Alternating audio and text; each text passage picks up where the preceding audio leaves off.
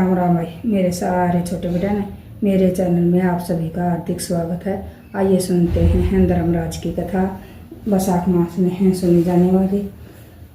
एक नगर में एक बुढ़िया रहती थी। वह धर्म कर्म है और व्रत है बहुत ही करती थी। तो एक बार है उसके धर्मराज के है दूत उसे लेने आए। तो लेकर है जा रहे थे। रास्ते में एक है नदी आई। तो उसके है धर्मराज के दूतों ने है बुढ़िया से बोला है, बुढ़िया माँ है तुमने है कभी गौ माता की सेवा की है? तो बुढ़िया माता ने है गौ माता की है ध्यान किया। तो गौ माता प्रकट भी है। बुढ़िया माई है गौ की है पूछ पकड़ कर है वह नदी है पार कर गई। फिर है कुछ दूर आगे है गई है। तो उसके है उसने है कुछ है कुत्ते है बैठे मिले। तो धर्मराज के है दूतों ने है फिर बुढ़िया से बोला, बुढ़िया माई है तुमने है कभी काले कुत्ते को हो रोटी खिलाई है? तो बुढ़िया ही माई ने फिर है कुत्तों का ध्यान किया। तो सारे कुत्ते भाग गए।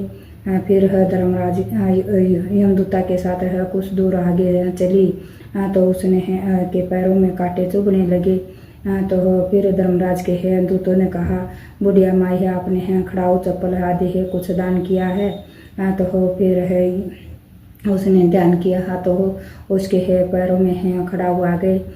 फिर आगे धर्मराज है कि है अदालत में गई।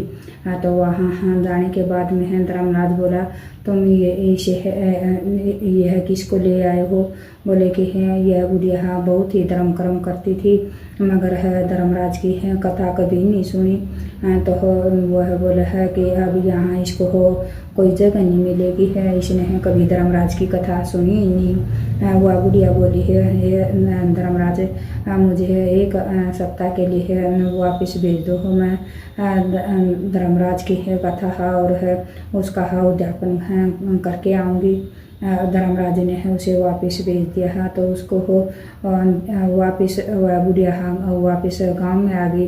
तो गांव वालों ने है उसे देखा। तो वह उसको देखकर भूतनी समझकर है सभी ने है गेट बंद कर लिए और है वह अपने घर गई है। तो वहाँ भी उसके है बहू बेटा ने है गेट बंद कर लिए है। वह उसने बोली है बेटा मैं है भूतनी नहीं हूँ, मैं है यमलोक से वापस आई हूँ, धर्मराज की कथा नहीं सुनी, मैं एक हफ्ते है के लिए वापस आई हूँ और है एक हफ्ता धर्मराज की कथा सुनने के बाद में मैं वापस चली जाऊँगी। फिर है उसने है कथा पूजा की सामग्री दे दी और है बुढ़िया माई कथा करने लगी। तो उसके बहू बेटा ने है उसे के उकारे नहीं भरे है। तो एक पड़ोसन ने भरे है धर्मराज की है कथा सुनी है, पड़ोसन ने उसके उकारे भरे है। तो उस है कथा का व्रत किया और है उद्यापन किया। फिर है लोक से है विमान आया बुढ़िया को लेने के लिए। तो विमान को देखकर है सभी गांव वाले है और उसके बहू बेटा भी है सब उसके साथ चलने को तैयार हो गई।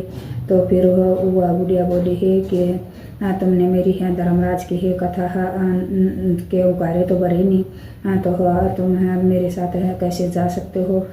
फिर है मेरे तो उकारे है पड़ोसन न भरे थे। फिर सभी है बोले है कि हमें भी धर्मराज की कथा सुना दे। तो बुढ़िया से आग्रह करने लगे। बुढ़िया ने है सभी को धर्मराज की है कथा सुना दी है। सभी विमान में बैठकर है यमलोक चले गए हैं। तो वहाँ राज बोले है कि है मैंने एक बुढ़िया को लाने के लिए कहा था, तुम सभी को क्यों लेकर आए? तो बुढ़िया बोली है ये धर्मराज जी है जो मैंने है पुण्यदान किया है उसका आधा ऐसा इनको दे दो और है बाकी है धर्म है मेरे को दे दो।